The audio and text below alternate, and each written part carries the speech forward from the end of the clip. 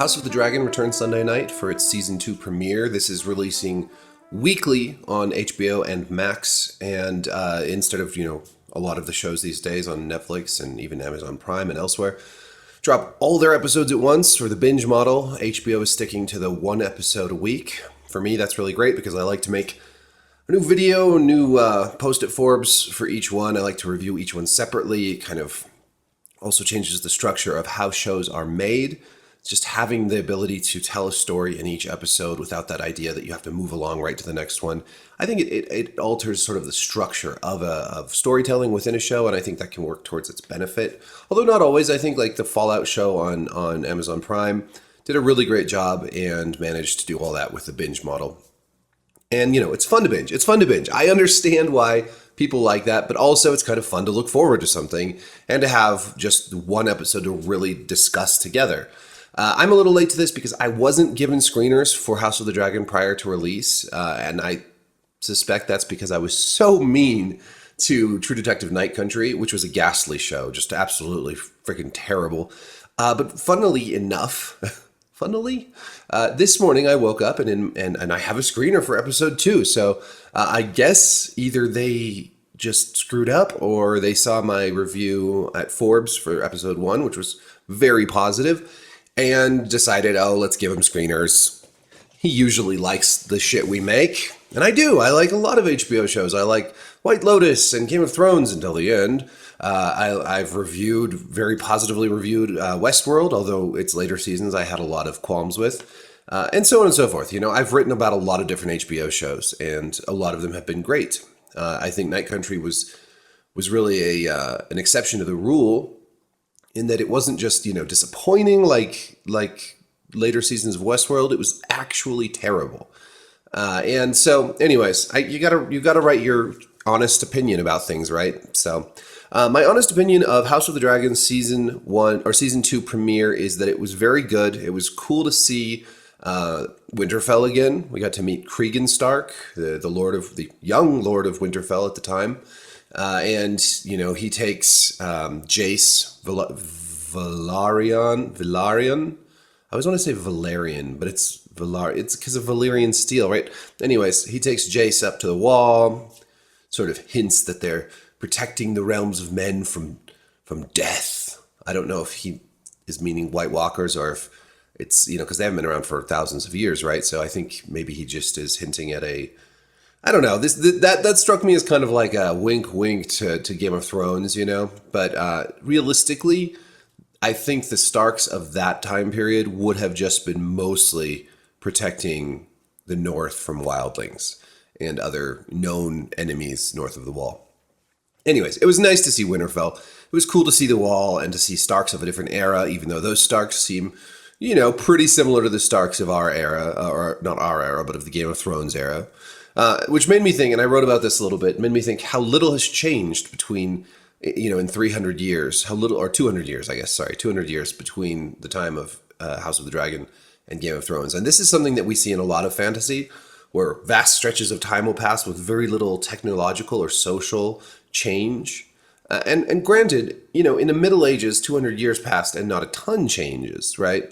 But things do change. If you look at the Plantagenet era of English history, from, the time of William the Conqueror all the way to the War of the Roses, and this would pretty much mirror kind of the Targaryen dynasty in Martin's work. The Plantagenet dynasty is what that's based off of. And then the War of the Roses is kind of when, is the same as like the Lannisters and Starks battling it out in Game of Thrones. It was the Lancasters and I can't remember. But anyways, there is a lot of change in the real world. There are institutions that are built, universities, cities grow and change and die. New weapon technology comes out, crossbows are invented, things do change quite a bit, and in Westeros, they really don't, other than the dragons die. Like, the dragons die out, spoiler alert. A lot of them die in this time period, the Dance of Dragons, when dragons were for the first time fighting other dragons in earnest. Anyways, we also meet Alan of Hull, played by Abubakar Salim, who is just I just really love Salim. He's a great guy. I recently reviewed his first video game that he made, Tales of Kinzera Zhao, which I thought was a lot of fun. He was also the voice of what's his face in I think of his name in Assassin's Creed Origins, and he's got a great voice, so he's a perfect voice actor, right? He also has a character in Legend of Vox Machina. I had a reader actually email me saying, Abubakar Salim should do audiobooks or nature documentaries because he's got a great voice, right? And it's true. Anyways, Alan of Hull, we'll learn more about. I'm not going to spoil who he is here, but he's an important character. And I think you can kind of glean some of that from his scene with the sea snake. Maybe not. There will be more of him and his brother. So those are kind of the big new characters we meet outside of Blood and Cheese, who we'll talk about in a minute. This is largely a stage setting / reminder of what's happened last season episode. So it's not the most exciting episode. We don't get any war or anything like that. It ends on a very brutal note, but most of it is sort of like reminding us, hey, Lucerys died. He was killed by Aemond, and here's where we're at now. Like this is like the moment where we're either going to figure out a diplomatic solution or tip into war. And by the end of the episode, clearly we're going that way, the war direction, which is a much more interesting direction for a show, right?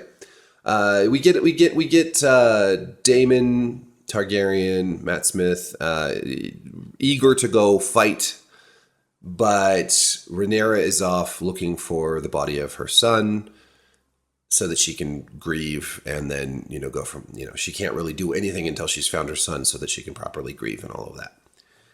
Then we don't see a lot of them, but Daemon does then go to the Red Keep in King's Landing and put in action his vengeance, his plan for vengeance, which the episode title gives away, a son for a son. In the book, he says an eye for an eye, a son for a son, and hires these two assassins to go kill somebody. In the book, we don't know. Here, he's hiring them to kill Aemond, but it's clear that he also tells them that if they can't find Aemond, any son will do. So a lot of the episode is actually more on the King's Landing side of things. We see King Aegon sort of, being I want to call him a mixed bag ruler. Like he's no Joffrey. He's not terrible like Joffrey. He doesn't take the small council seriously. His son, Prince Jaehaerys, is in there messing with the Lannister guy. And Aegon, is definitely like not taking the business of government seriously. He's more interested in goofing around with his son and humiliating his advisors. So there are little hints that he's kind of Joffrey light. But then when he's advising when he is talking or holding court for the small folk, we see sides of him that are generous. There's Shepherd comes and says that some of his flock were taken away without notice. And right away, Aegon is like, we'll make your flock whole. Like, we'll do right by you. And you see bits of his father, the previous king, King Viserys. I always say his name wrong. King Viserys. Fucking Targaryen names. You see bits and pieces of that. You see that like influence on him, the desire to be just, even though maybe it's too utopian. He's quickly, Otto Hightower quickly advises him that no, you can't do this. If you give him his sheep back, then all the shepherds and farmers and everyone that we took these taxes from are going to want theirs too. So Otto keeps on intervening with Aegon's, more merciful instincts. And then later, the clubfoot, what's his face? Strong. Is it Loras Strong? It's too many names. I'm gonna get used to all these names again as I write about this, and you type out the names enough, and then you remember them all, and then you gotta wait 2 years for this next season to come out, and you forget everything, especially how to spell all these damn names with the A's and the E's and the Y's and Jaehaerys is Jaeherys. I think that's a stupid name. Anyways, so we get a lot of that, like kind of a glimpse into what's going on in King's Landing with Team Green. That Alicent is just, determined to find a more peaceful solution.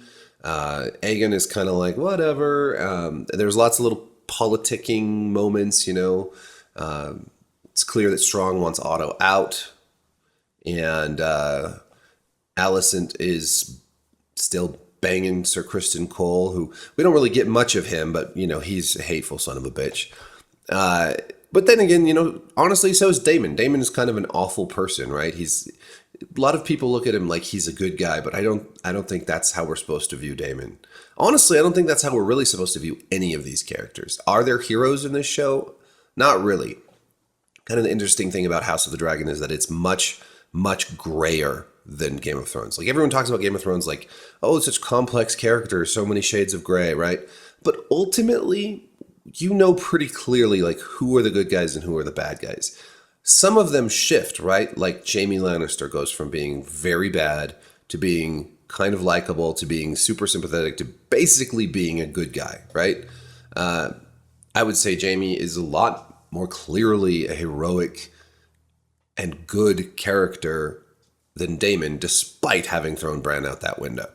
And characters like Joffrey or Ramsay Snow, Ramsay Bolton are very clearly evil. Like, I think that if you took any character from Game of Thrones and picked them up and set them down in House of the Dragon and they fit really, really comfortably, it would be someone like Tywin Lannister. House of the Dragon is a show all about Tywins, schemers, politicians, and it's a show about civil war. So it's just a very different, it's fundamentally different. And that leads me to kind of the final scene, the scene where Daemon hires these assassins, a rat catcher and a disgraced gold cloak city guardsman. In the book, which is a history, the Fire and Blood is a history of Westeros and the Targaryen dynasty. And, they say, well, their names are lost to time. They were now referred to as Blood and Cheese. So Blood is the gold cloak who was kicked out of the gold cloaks for beating a whore to death. And Cheese is this rat catcher who knows all of the secret tunnels that Maegor put into the Red Keep, and they are hired to kill Aemond or whatever, to kill his son. They sneak into the castle. They go unnoticed by the guards because they just look like rat catchers who are all around the castle all the time anyways. And they sneak into Helena's chambers, and she's kind of crazy. Earlier in the episode, she talks to Aegon, her brother and husband, about how she's afraid of the rats, and everyone sort of looks at her like she's a nut job. But it turns out she was really on point, just has a hard time articulating her premonitions or whatever. They sneak in and basically tell her that they're going to kill both her kids unless she shows them which one is the boy. Something they could easily have figured out on their own, honestly, although that would have made for very awkward television. And then they, off-screen, kill Jaehaerys, Aegon's heir. And she rushes out with Jaehaera, his twin, to Alicent's chamber, where she is having sex with Criston Cole, because these shows are, you got to put the weird sex stuff in, right? Especially with Alicent. She's had the foot thing, and then earlier she was getting head from Criston Cole, and now she's on top of him. And anyways, Helena runs in there and tells her that they killed the boy. In the book, it's very different. Daemon hires the same people with the same basic mission, although we're not told who he hires them to kill. It's clear that he wants them to kill a son. It could have been Aemond, it could have been Aegon, it could have been Jaehaerys. But when Cheese and Blood show up, they show up to Alicent's room. Blood strangles her bedmaid. They tie up Alicent, and they wait for Helena and her children to arrive, because that's what she does every night, and that's what Daemon's spies have revealed to him. So they wait.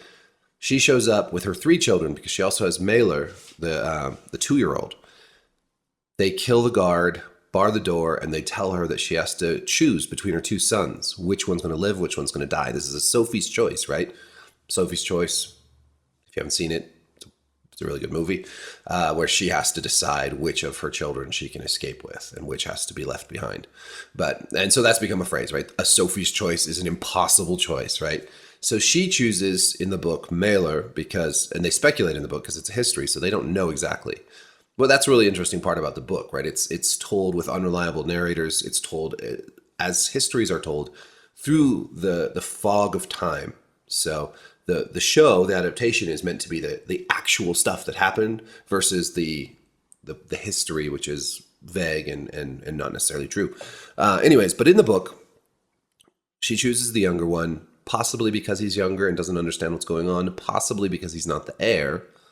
Then she tells the boy, your mama wants you dead.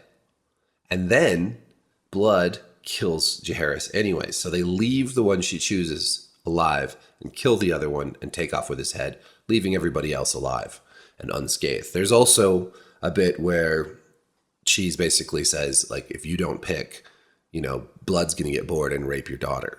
They left that out also. I actually don't blame them for leaving that out because that's pretty fucked up, and maybe even, like child rape. Like, I don't know. I don't blame them for leaving that part out. I think they could have implied the danger of that without actually saying it, right? But fundamentally, like, a lot of people are upset by this change to this episode, and I tend to agree. I think somewhere maybe in the middle of the two scenes, maybe a little less of the threat of rape, but all of the rest of it would have been great, because having Alicent there for the first to watch all of this, I think, is really important for her character, because she has to see what her actions have led to, right? And she has to suffer the consequences. And in a way, I find that to be something that can be very humanizing and very just a really good piece of character development for her character.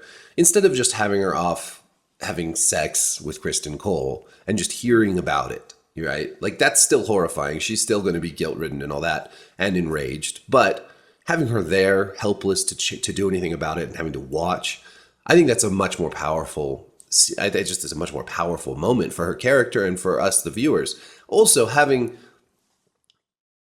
the mother have to choose between her two sons and then have that choice flipped back on her. I just think that's it's just a terrible moment, right? And it's super powerful. And having her just show them which one is the boy is much, much, much, much less dramatic and much less interesting and devastating. So I think they sort of dropped the ball here, but I think the scene is still super effective. I think that for people who haven't read the book, it's still it's just so jarring and awful and terrifying that it works well enough. I mean, I don't think it's a deal breaker at all. I just think it's strange. It's kind of like, I remember just to leap off of the Grimdark train and straight into Harry Potter. The end of the Half-Blood Prince is so good in the book. Like, it's so intense. It's just this amazing sequence where Snape, spoilers, Snape kills Dumbledore and Harry chases him. And that whole scene in the book is amazing. And in the movie, it fell really flat for me. It's like they took this great scene and then they made it much, much less dramatic, much less exciting and crazy. Like, I don't know, anticlimactic, I guess. So it's similar to that, where it's like, why do you take something that's big and perfect and then diminish it, right? And offer an inferior version of it. So, not a huge deal. Overall, I think this was a great episode. Again, I think, like a lot of Game of Thrones seasons, the first episode is often kind of, here's where we're at, here's where we're going, set the table, get ready to go, and then it builds up from there. So, even with this kind of brutal ending, this was still kind of a setup episode. But I'm excited for episode 2, which I have a screener for, so I should be more on time with my review. And let me know what you think in the comments. I'm also watching The Boys. I've only watched the first episode, so I'm not like, I don't know, I find myself less enthusiastic about that show right now for whatever reason, but I will try to have something up about that as well. And then, of course, The Acolyte tonight. We'll be talking about that soon. So, yeah, be sure to like, subscribe, hit the notification bell, and thank you for watching. Peace.